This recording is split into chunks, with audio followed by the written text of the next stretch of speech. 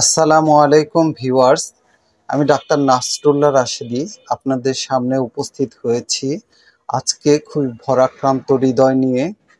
আজকে আমাদের দেশের এই প্রাকৃতিক দুর্যোগ বন্যায় বহু মানুষ ঘর হারা, বাড়ি হারা, বহুত কষ্টে আছে।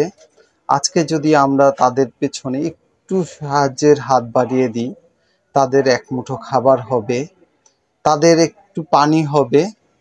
মানুষ মানুষের জন্যে, জীবন জীবনের জন্য একটু সহানুভূতি কি মানুষ পেতে পারে না? একটু সহানুভূতি যদি আমরা দেখাই, তাহলে এই কষ্টে মানুষগুলো আজ আমাদের কষ্টের থেকে পরিত্রাণ পাবে।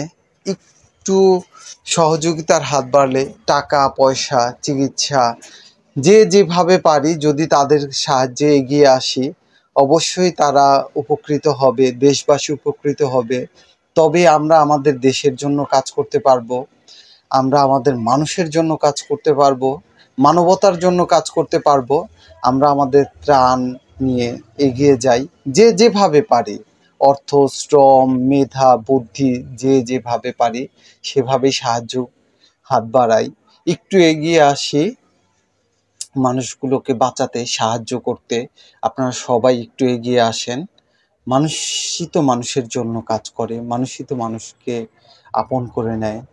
প্রথম থেকে শেষ পর্যন্ত দেখার জন্য ধন্যবাদ। আসসালামু আলাইকুম ওয়া রাহমাতুল্লাহি ওয়া বারাকাতুহু।